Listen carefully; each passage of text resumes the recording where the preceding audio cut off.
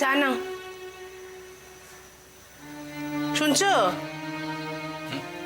চা নাও। কি ভাবছো? হ্যাঁ, আরে সদর দরজা হাট করে খুলে রেখেছো কেন? এমনি এমনি খুলে রেখেছিলাম। এমনি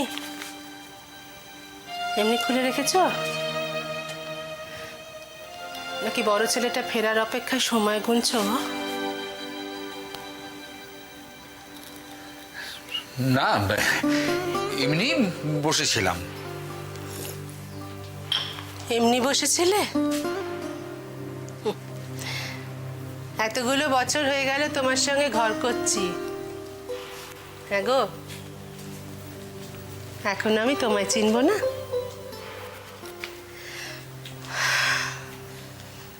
খবরের কাগজটা হাতে নিয়ে দরজার দিকে তাকিয়ে তাকিয়ে সব পথ চলতি মানুষের পায়ের শব্দ শুনছিলে আর ভাবছিলে এর মধ্যে একটা পায়ের শব্দ কি আমার ছেলেটার হবে না? ঠিক বলিনি? হ্যাঁ, আচ্ছা, ছেলেটা আবার কেন বিগড়ে যাচ্ছে বলো তো? হ্যাঁ, দিব্যি তো ফিরে এসেছিল, আবার কেন ওই খোঁজেন বাবুর খপ্পরে গিয়ে পড়ছে? আমরা বোধহয় ছেলেটার উপরে বড্ড বেশি বোঝা চাপিয়ে দিলুম গো। বোঝা? তিনটে মেয়ে পার করার বোঝা। দেখো, অপু করেছে, অনেক করেছে। ও টিউশনির টাকা, স্কুলের টাকা সব তো ঢেলে দিয়েছে এই সংসারে, ঠিকই, কিন্তু তিনটে বিয়ের খরচা, এ কি বড় কম কথা? হ্যাঁ গো, তিনটে বিয়ের খরচাই তো ওর ঘরে চাপিয়ে দিয়েছিল।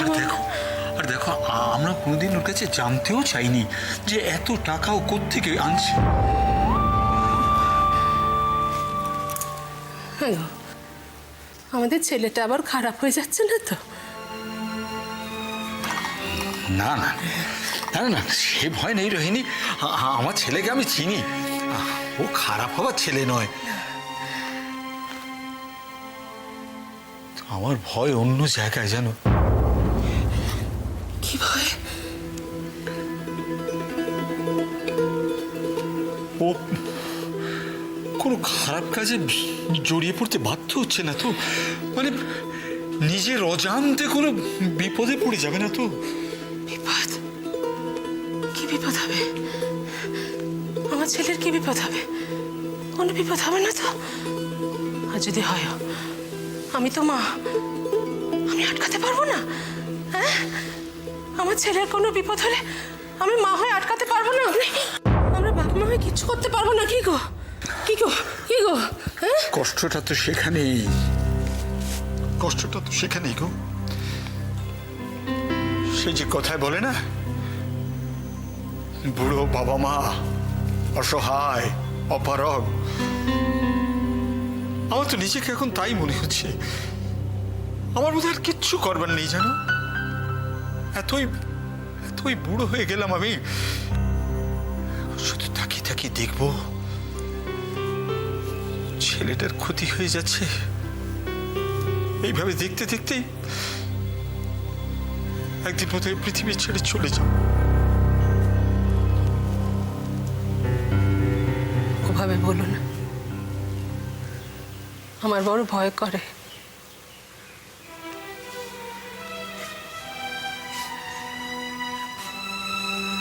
কিন্তু যেতে তো একদিন হবেই, হবেই। জানি,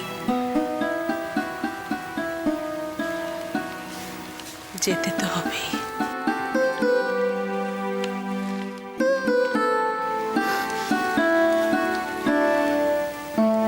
আমি আগে যাব।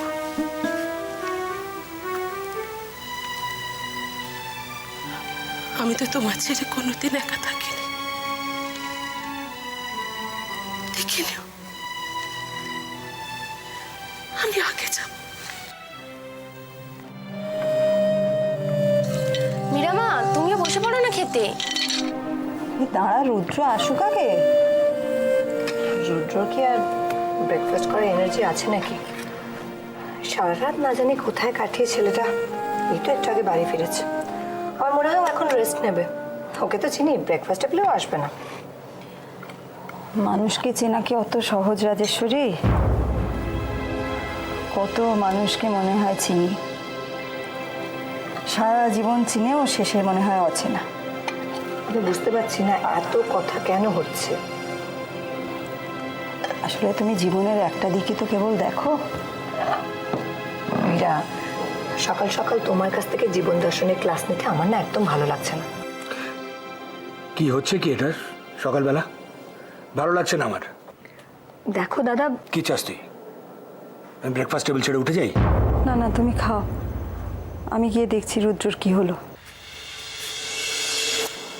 আয় বস। Good morning.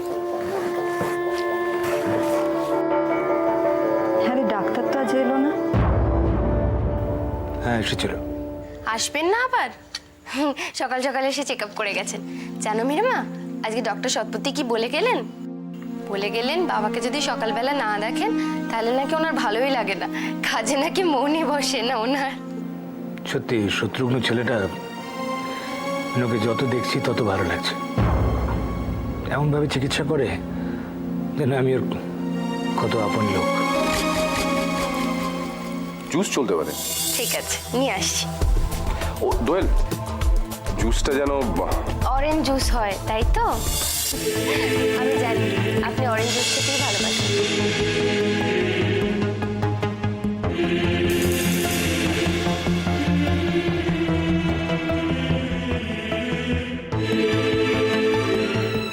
রুদ্র, কি করছিস কি? ও দাঁড়া দাঁড়া, আমি মুটির মাকে বলছি বুঝে দেবে। তুই বস। মুটির মা,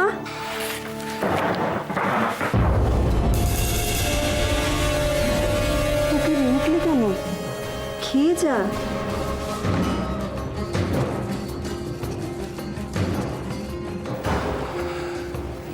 না ম্যাডাম, আমার খেতে নেই। খিদে নেই যখন, তখন ব্রেকফাস্ট টেবিলে এলি কেন? তো যে কখন কি হয় কিচ্ছু বোঝা যায় না। পিপি, তুমি না বুঝলেও এখানে কেউ কেউ নিশ্চয়ই বুঝতে পারে। এইভাবে মুখের সামনে খাবার সরিয়ে রেখে যেতে নেই রুদ্র। সবটা না খাস, একটু কিছু মুখে দিয়ে যা। ম্যাডাম প্লিজ, তুমি অন্তত আমাকে রিকোয়েস্ট করো না, আমি খাবো না। ঠিক আছে, খাবার না হয় নাই খেলি, জুসটা খেয়ে যা। তুই তো অরেঞ্জ জুস ভালোবাসিস। জুসটা যেন অরেঞ্জ জুস হয়, তাই তো? আমি জানি আপনি অরেঞ্জ জুস খেতেই ভালোবাসেন। কিরে, কি ভাবছিস? হ্যাঁ? জুসটা খেয়ে যা অন্তত। না ম্যাডাম, আমি অরেঞ্জ জুস খাবো না। আগে ভালোবাসতাম, এখন আর বাসি না।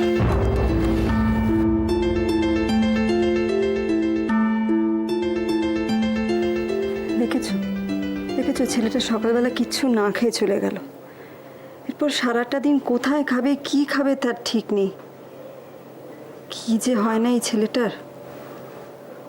আরে দোয়েল, তুই কিছু জানিস? ও কি করে জানবে? ও কি রুদ্র কোনো খবর রাখে নাকি? রুদ্রকে নিয়ে ভাববার ওর সময় কোথায়? এসব কি বলছো রাজেশ্বরী? যা বলছি ঠিকই বলছি। এ কথা বাড়ির সকলে জানে, আর তোমরা জানো না। দাঁড়া, কি বলতে চাইছিস স্পষ্ট করে বলে যা। না দাদা, স্পষ্ট করে বলবে তোমার আদরের বৌমা। শুধু একটা কথা জেনে রেখো, চোখে ঠুলি পরে বসে থেকো না, চোখটা খোলো, তাহলে আমার কথার মানে স্পষ্ট করে বুঝতে পারবে।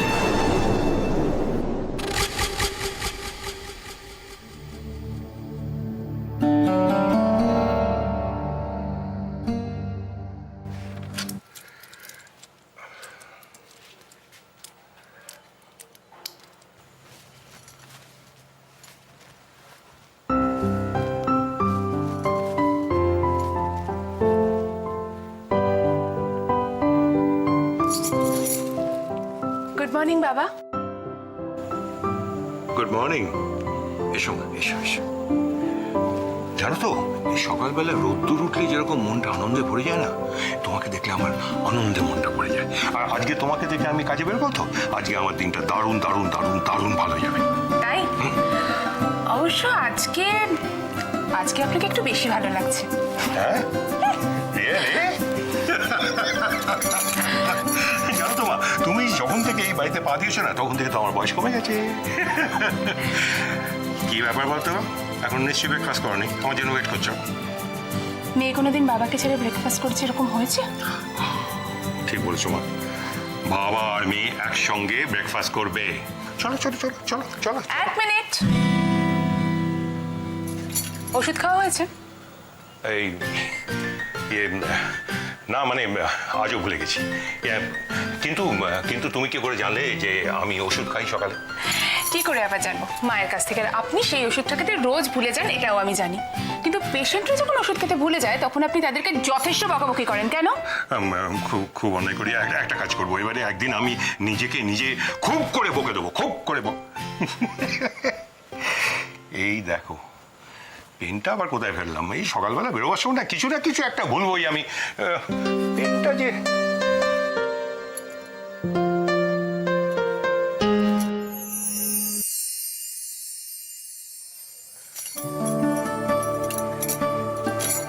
Thank you thank you. এটা তো আমার পেন নয় মা। যাক, এটা আমার বাবার পেন। বাবা যতদিন ছিলেন এটা দিয়ে লেখালেখি করতেন। এটা বাবার সব থেকে প্রিয় পেন ছিল। আর বাবা আমাকে সব সময় বলতেন, জানিস অপু, এই পেনটা কোনোদিন আমার কাছ থেকে হারায়নি। কেন বলতো? কারণ এই পেনটাও আমাকে ভীষণ ভালোবাসে। ঠিকই তো মা, ভালোবাসার সম্পর্ক কি শুধু মানুষে মানুষে হয়? মানুষের সঙ্গে অন্য কিছুরও তো হয়। তা তোমার বাবার এত ভালোবাসার জিনিসটা তুমি আমাকে দিয়ে দিচ্ছ কেন? আপনি তো আমার বাবাই। আর এই জিনিসটা সব থেকে যত্নে আপনার কাছেই থাকবে, আমি জানি। পিয়ারি কালো, কি সুন্দর পেন। এই রিফিলগুলো আবার সব জোগাড় করে রাখতে হবে। আপনি না বড় বেশি চিন্তা করেন, সব আমি জোগাড় করে দেবো। আচ্ছা, ব্রেকফাস্ট টেবিলে আপনি যাবেন কি যাবেন না? যাও। দেরি হয়ে যাবে তো এবার। তুমি রেডি? তাড়াতাড়ি। হ্যাঁ, আসছি আসছি আসছি।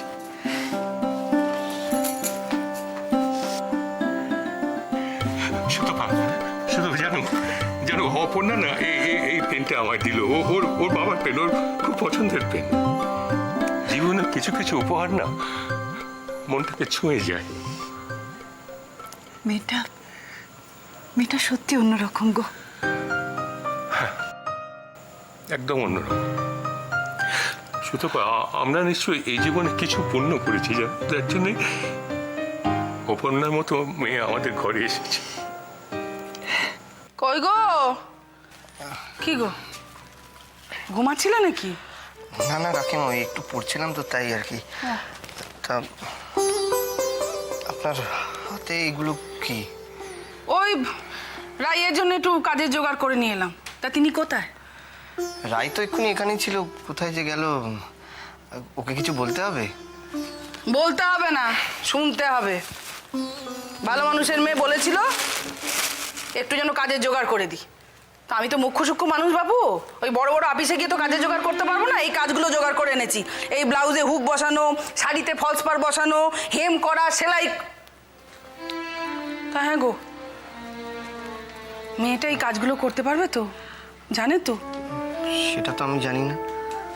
সেটা যে তুমি জানো না আমি খুব ভালো করেই জানি। বিয়ের লগনসা চলছে, কাজগুলো তাড়াতাড়ি ফেরত দিতে হবে। না না, মেয়ে মানুষ যখন সেলাই ফোড়াই নিশ্চয়ই জানে। বলো, শোনো না, আমি এগুলো রেখে গেলাম, তুমি এলে আমার সঙ্গে একটু কথা বলতে বলো, কেমন? নিশ্চয়ই কাকিমা। কাকিমা, হ্যাঁ বলছি যে আপনি আমাদের জন্য যা করছেন সেটা... তোমাদের জন্য কেন যে করছি, কেন যে এত ভাবনা হয়, কেন যে এত ভালোবাসি, সেটা ভগবান জানে। আচ্ছা কৃষাণু, কোথাও শুনেছো পৃথিবীতে এরকম ঘটনা আছে যে বাড়িওয়ালা ভাড়াটের জন্য ভেবেচিন্তে মরছে, তার রাতের ঘুম হচ্ছে না? শুনেছো? আপনি কি শুধু আমাদের ভাড়াটে ভাবেন? আমার কিন্তু তা মনে হয় না। আমার মনে হয় যে আপনি আমাদের নিজের ছেলেমেয়ে ভাবেন, নিজের ছেলেমেয়েদের থেকেও বেশি ভালোবাসেন। জানি না ভাই, নিজের ছেলে মেয়ে তো নেই, থাকলে হয়তো বুঝতাম তোমাদেরকে বেশি ভালোবাসি না কম ভালোবাসি। আমার চিন্তা হয় মেয়েটার জন্য, সারাটা দিন মেয়েটা সংসারের জন্য খেটে মরে। ওর খুব বড় স্বপ্ন জানো, তুমি পড়াশুনো করবে, অনেক বড় হবে, অনেক বড় চাকরি করবে, সেদিন ওর স্বপ্ন পূরণ হবে। কিন্তু কবে হবে তা তো জানি না বাবা, ততদিন তো মেয়েটার জ্বালা। না কাকিমা, আমি ওকে আর পরিশ্রম করতে দেব না। কাকিমা, আমি ঠিক করেছি যে আমি পড়াশোনার সঙ্গে সঙ্গে যা হোক করে একটা চাকরিও করব। দেখো চেষ্টা করে। আমি আসি। এটা কোথায় গেল? কখন আসবে? কখন রান্না করবে? কখন তোমরা খাবে? আমার হয়েছে যত জ্বালা, তোমাদের জন্য ভেবে ভেবে না আমার এবার হাত ফেল হয়ে যাবে। আমি আর পারি না বাবা।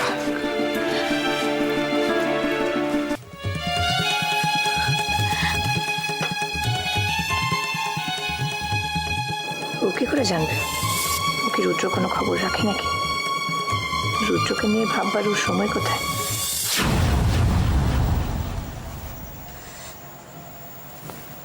দোয়েল, হ্যাঁ গো, কিছু বলবে? বলো না। রাজেশ্বরীর কথা তোর মন খারাপ হয়েছে তো? ও তো এরকম বলেই বাবা, কেন মন খারাপ করছিস? না না, মন খারাপ করিনি গো, তবে মাঝে মাঝে ভাবি মানুষ যে কোনো সম্পর্ককে কত জটিল চোখে দেখে, তাই না? না রে, সব মানুষ দেখে না। যারা নিজেদের স্বার্থ সিদ্ধির জন্য অন্যের সম্পর্কের মধ্যে পাপ খুঁজে বেড়ায়, তারাই দেখে। ওর কথায় মন খারাপ করে তুই খাওয়া ছেড়ে উঠে এলি। না না মীরামা, আমি খাইনি, এমনি খিদে পাচ্ছিল না।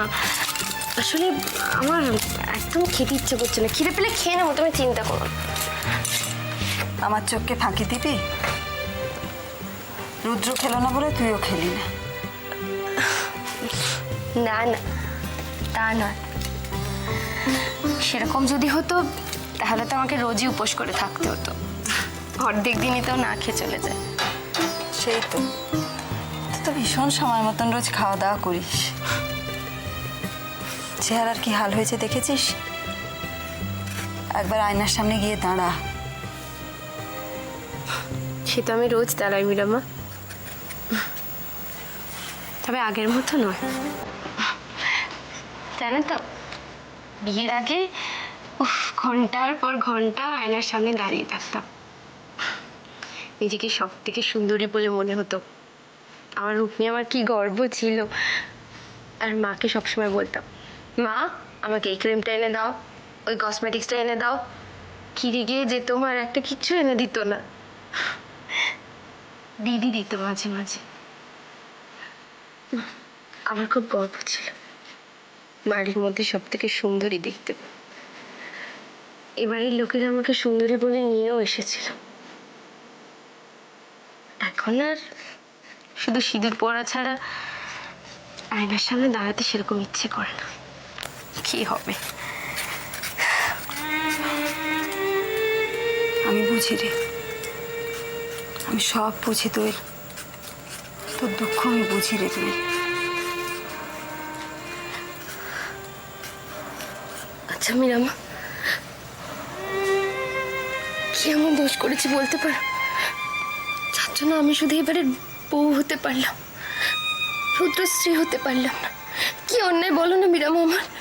জানি না রে, সত্যি জানি না। তবে আমার বিশ্বাস আমার বিশ্বাস আছে দেখবি একদিন একদিন ঠিক রুদ্র তোকে স্ত্রী হিসেবে মেনে নেবে। আর কটা দিন অপেক্ষা কর।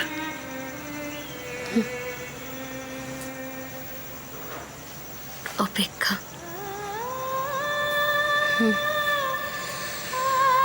অপেক্ষাই করছি, তবে জানি না আর কতদিন আমাকে অপেক্ষা করতে হবে।